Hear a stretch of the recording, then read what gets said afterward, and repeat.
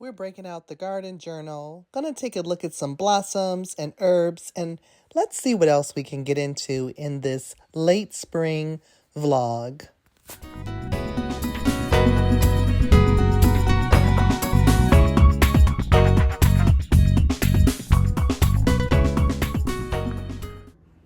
Here we have our Queen of Spring.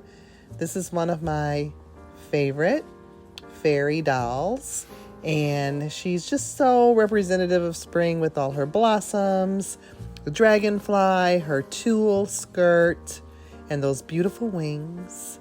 And she's here poised next to my new coffee cup.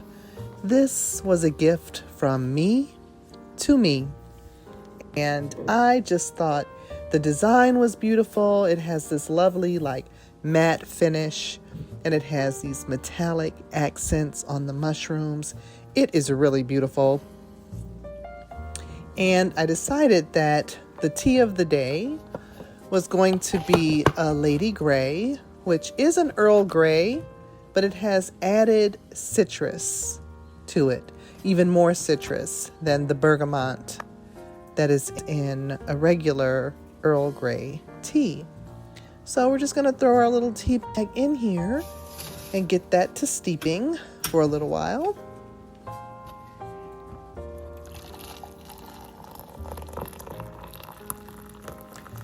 And now, of course, I have my garden journal. I have been working in this garden journal for years. Look, since 2019.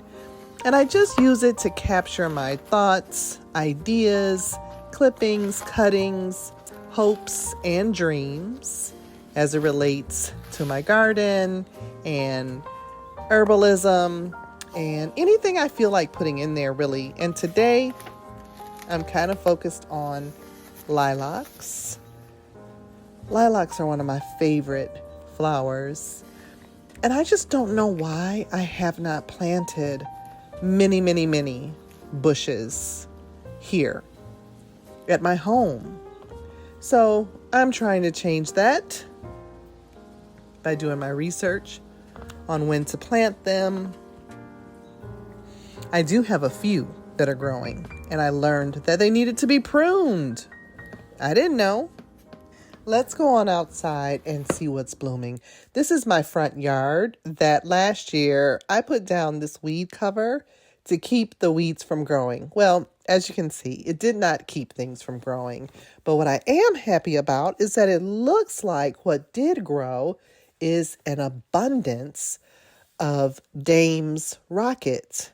Now, this is a plant that some would consider an invasive, but I happen to really like it, and it is known for the fact that its scent is more concentrated in the evening. It has a really beautiful fragrance. So I'm not mad that Dane's Rocket is there. The other thing that is one of the first to bloom is the wild mustard, which has these yellow flowers, and I think it was in Braiding Sweetgrass, the book Braiding Sweetgrass, that said, nature loves to put purple and gold together. I think that's true from what I have observed. Now we're going to take a little walk over here and let's just see. Over here along this fence, this is what I want to be all lilacs, just lining the driveway on this side. Now what I do have is this one bush, and she's beautiful. Look at these lovely blossoms. They smell amazing. I have tried doing herbal projects with lilacs, and I don't find them to taste anything like their scent. I might be doing something wrong. They seem to be a little bitter. This is some mint. This is a fuzzy mint. I think it's apple mint. I'm not sure.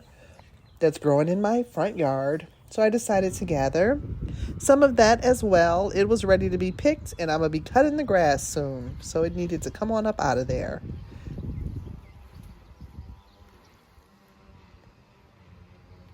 And let's just take a moment to admire this beautiful red maple tree. I just think she's so beautiful. In the fall, she turns like a dark purple. As we walk on over here, and here's our Solomon seal. And it is so beautiful. I love the way it grows with the white blossoms hanging down beneath it in a nice row with the leaves on top. This is wonderful herbal medicine. So this is our little patch of Solomon seal here. I haven't harvested this in a couple years because the deer tried to wipe it out. So I'm trying to let it reestablish itself, and you only harvest the root, and so I want it to be good and established. Now here we are on the other side of the driveway, the other side of it's like a U-shaped driveway. So the other side, the far side, and we have a few more lilacs. The blossoms are always small, and it really needs to be pruned because it's just not lush. It seems to blossom in a very sparse kind of way. But that's okay. We're going to just prune it. I'm doing my research. But the other thing that's over here is a white lilac. Isn't that beautiful? I didn't know there were white lilacs until I saw these growing next to each other and definitely could tell they are lilacs. So maybe I'll incorporate all kinds of lilacs. I need to thin this all out. You can see it's really thick with small branches, and all of this needs to be clipped and trimmed back.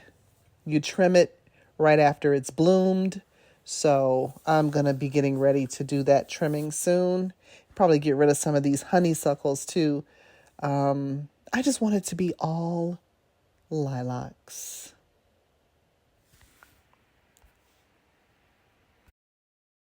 So I learned lilacs need at least 6 hours of sun. So we're going for this whole stretch. That's where the white one is, and then the purple one is there. And then we'll get rid of the other stuff around it and let them flourish. Now this here is pineapple mint. And it's growing up near the house in just a little random spot. But I love this mint. I think it is so pretty. It's speckled like it has white blotches on it. You can't really... Let me see if I can get a little closer here. I don't know if you can see that it has like white spots in certain places, but it smells so good. And it's just a really nice mint. It's also a kind of a fuzzy mint also. So I'm just letting it do its thing. I'd love for it to get established over here and crowd out some of the weeds that I don't want here.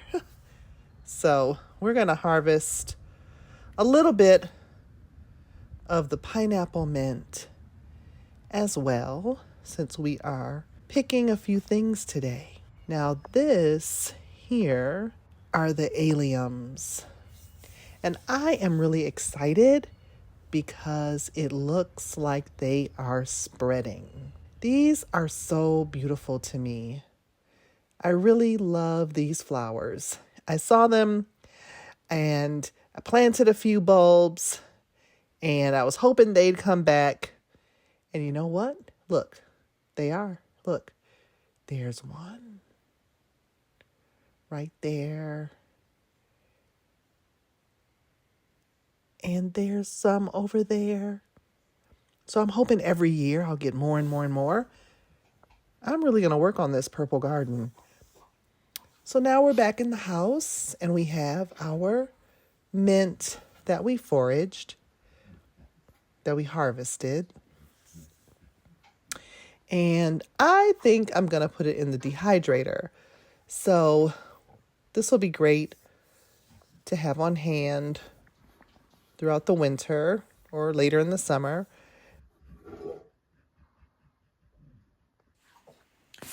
So I'm going to grab a sip of tea. We checked out the lilacs. And so I think we're going to head back outside because I saw something that was ready to harvest. Yep. Got my little basket here, and we're going to head on out and check out some plantain. It's so interesting how underneath my chair, can you see that? How it's so lush underneath the chair, and here against this little pile of mulch that needs to be spread out. But those leaves you see, that's the plantain. And I guess since it's been in the shade, it was reaching up for the sunlight, and it's just not on the ground like in the typical rosette kind of shape the way it usually is. Look at that patch.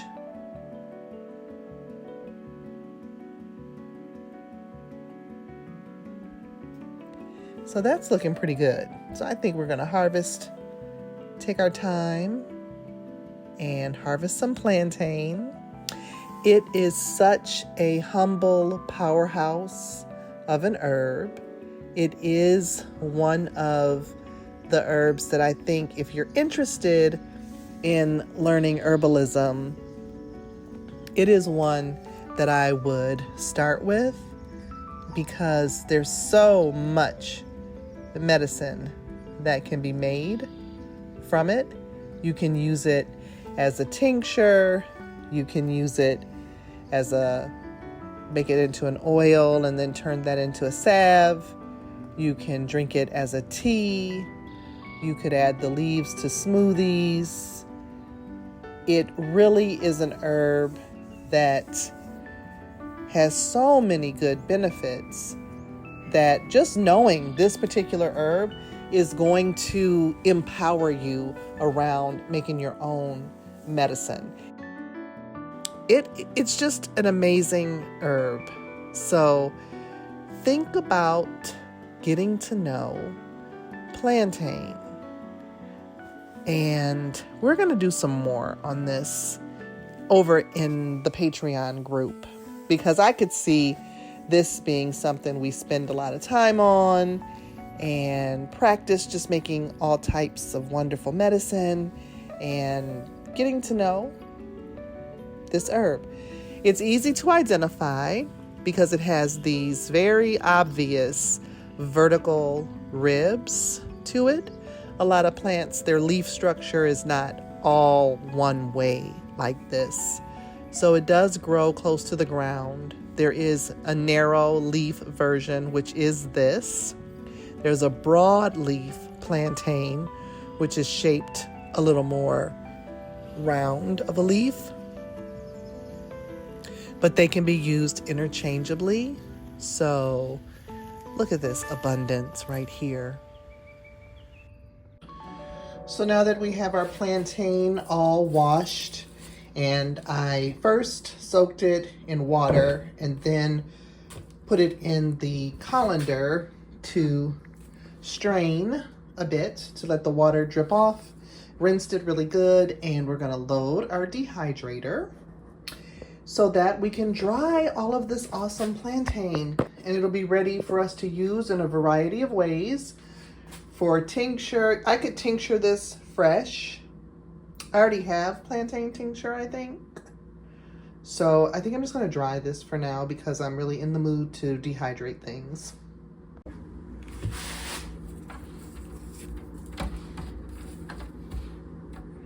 If you see any stray grass, get that out of there. Or anything that's not plantain, get that out of there. You gotta be careful that you have only the plant that you intend to have. It's great for, as a salve, it's a great first aid, wound healer for scrapes, shallow cuts. It's also great for stings and mosquito bites and rashes, and it has a drawing quality to it, so you can use it to help draw out splinters if you get a splinter. And that's just the salve, you know, so it's great as a basic first aid salve. Okay, so it is all locked and loaded. I mean, it filled up the whole thing. 5 layers of plantain here. Pop the top on. And I'm going to put this at our usual about 110 degrees.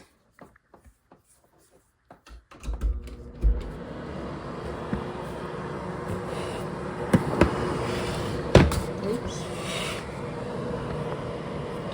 Put that at about 110 degrees. You can do it lower if you want. It's just going to take longer. If it's very aromatic and I don't want all the volatile oils to dissipate, then I do a lower temperature. This little temperature guide says herbs and spices are at 95, and nuts and seeds are at 105, and crafts are at 115, and fruits and vegetables are 135. So that's like a little thicker slice, I think, for fruits and vegetables. But play with it, see what works best for you. I find it takes too long at 95, so.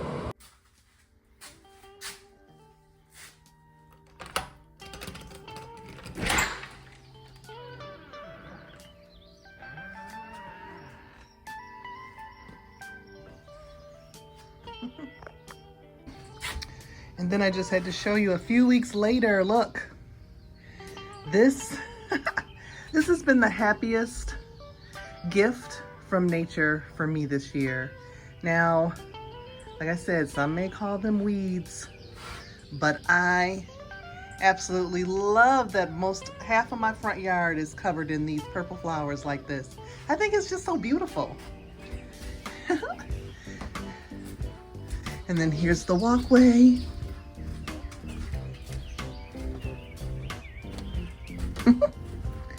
It's just, yeah, a few things I do need to trim, you know, but this is bringing me so much joy. I love it. I love it. I absolutely love it. I mean, you know, I'm doing my part, feeding the bees.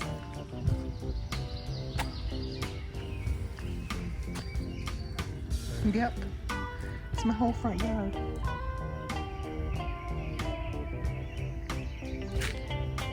I love it.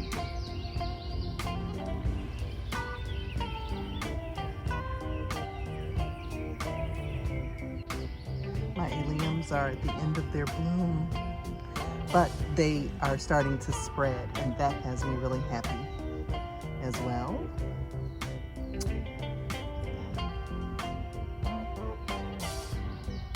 I am learning to go with the flow of nature and just do what the deer won't eat. And gotta get down here and get this ground ivy, because it's a lot of it and it's beautiful. I haven't gathered it yet. And these bearded irises were a beautiful surprise. I feel like they haven't bloomed in a couple of years for some reason. And I'm gonna plant even more of them so that this becomes a regular, because deer typically don't eat the irises. Okay, well, I hope you've enjoyed spending this time with me. I love having you along to talk about plants and herbs and ways to make our home beautiful as we connect with nature. And until I see you in the next video, take care.